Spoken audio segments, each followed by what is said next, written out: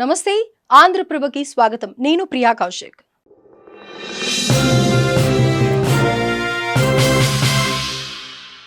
భారత్ పై పూర్తి స్థాయి యుద్ధానికి రెడీ అని ప్రకటించిన పాక్ ఒక్కసారిగా కాళ్ల బేరానికి ఎందుకు వచ్చింది?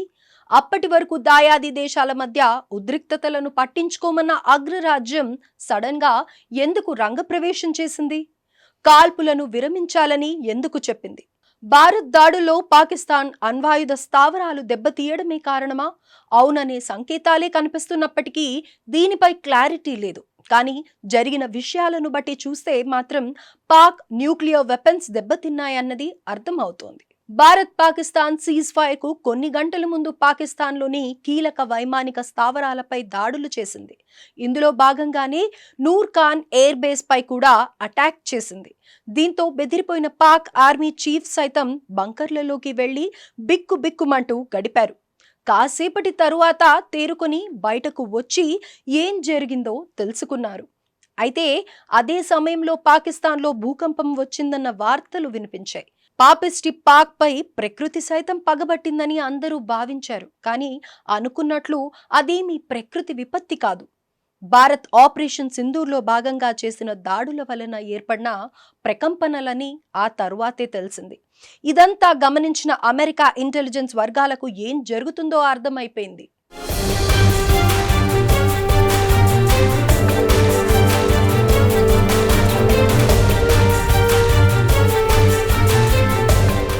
మరోవైపు పాక్ ప్రధాని షబాజ్ షరీఫ్ కూడా అమెరికాకు కాల్ చేసి భారత్ దాడులను ఆపేలా చేయాలని ప్రాధేయపడ్డారట. కాల్పుల విరమణ ఒప్పందానికి భారత్ను ఒప్పించకపోతే పాక్ ప్రపంచపటంలో కూడా ఉండదని వాపోయాడట. అయితే ఇదంతా దాడులకు ముందు జరిగిన మ్యాటర్. ఇక్కడ అసలు మ్యాటర్ మరొకటి ఉంది. అదే ప్రగల్భాలు పలుకుతూ బాంబులున్నాయంటూ బెదిరింపులకు పాల్పడే పాక్ ఎంతో కష్టపడి దాచుకున్న అణు బాంబులు పనికి రాకుండా పోయాయి. ఆపరేషన్ సింధూర్లో భాగంగా పాక్లోని కిరాణా హిల్స్ పై కూడా మిసైల్స్ దాడులు జరిగాయని తెలుస్తోంది.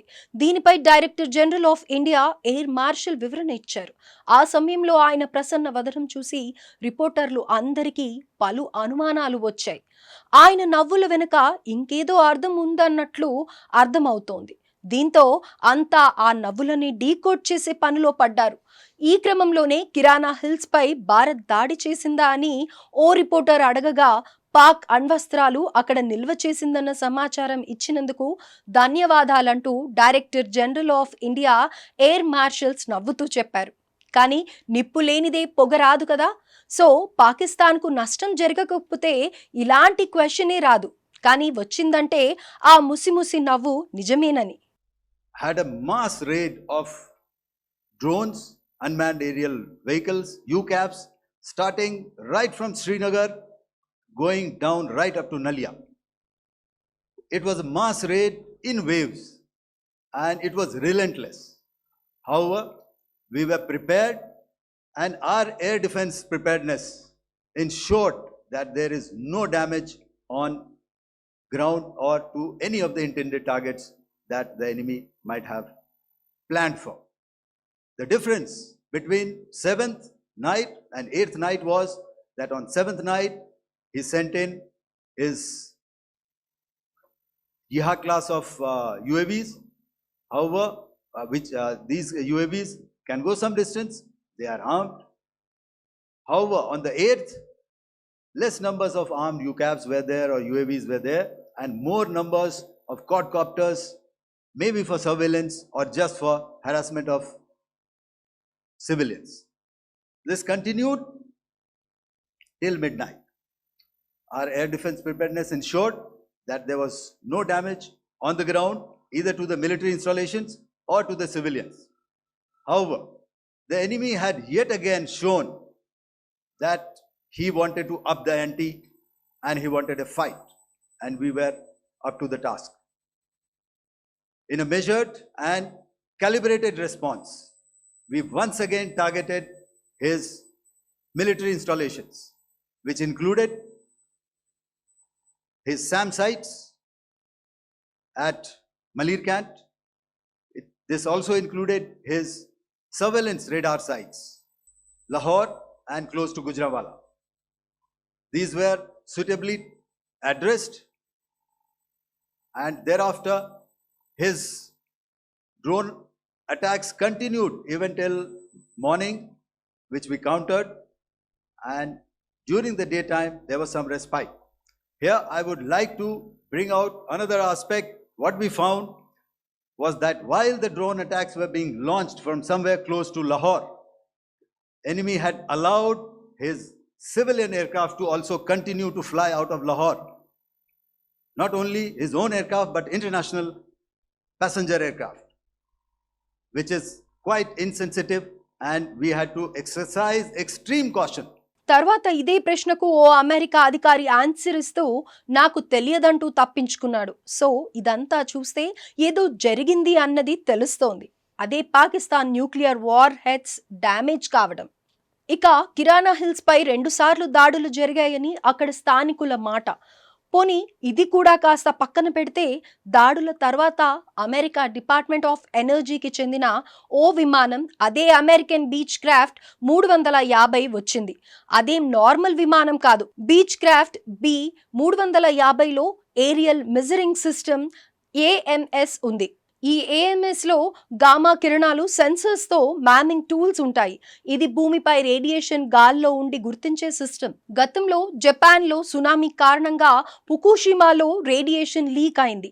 ఆ టైంలో ఇదే ఫ్లైట్ ను ఉపయోగించి రేడియేషన్ చెక్ చేశారు. ఇప్పుడు అదే తరహాలో కిరాణా హిల్స్ ప్రాంతంలో ఈ విమానం ఎగిరింది.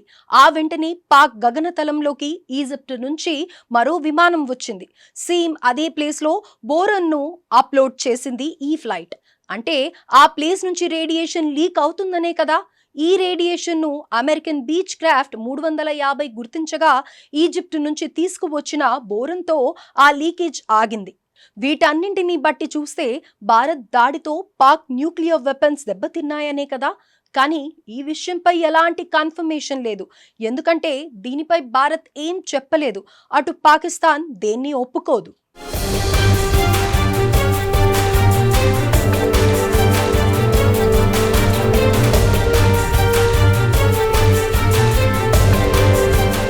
పాకిస్తాన్లో రేడియేషన్ ఆగాలంటే భారత్ ఆపరేషన్ సింధూర్ను ఆపాల్సిందే.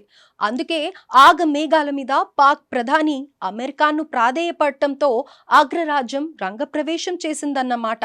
రేడియేషన్ ఆగకపోతే దేశమంతా సర్వనాశనం అవుతుంది. అంతేకాదు దాచుకున్న అణ్వాయుధాలు కూడా పనికి రాకుండా పోయాయి. కాబట్టే పాకిస్తాన్ కాల్పుల విరమణ ఒప్పందం పేరుతో భారత్ కాళ్ల దగ్గరకు వచ్చిందని క్లియర్ కట్ గా తెలుస్తోంది. అయితే పాక్ ప్రజలకు ఎలాంటి నష్టం కలగకూడదని భావించిన భారత్ ప్రధాని మోదీ కాల్పుల విరమణ ఒప్పందానికి ఒప్పుకున్నారని చెప్పొచ్చు. పాక్ ప్రజలు తప్పు లేదని మోదీ భావించారు కాబట్టి ఆయన ఆ సీజ్ ఫైర్ కు ఓకే అన్నారు. సో ఇందులో అమెరికా మధ్యవర్తిత్వం ఏం పని చేయలేదు. ఇక మరోవైపు భారత్ వైఖరిని ప్రధానమంత్రి నరేంద్ర మోదీ మరోసారి తేల్చి చెప్పారు. పిఓకేను అప్పజెప్పడంతో పాటు ఉగ్రవాదులను అంతం చేయడం తప్ప దాయాదికి మరో గత్యంతరం లేదన్నారు. ఉగ్రవాదాన్ని కుకటి వేళ్లతో సహా పెకిలించే వరకు భారత్ నిద్రపోదని స్పష్టం చేశారు. అదే విధంగా మరోసారి దుస్సాహసానికి పాల్పడితే ఏమాత్రం సహించేది లేదని కూడా తేల్చి చెప్పేశారు.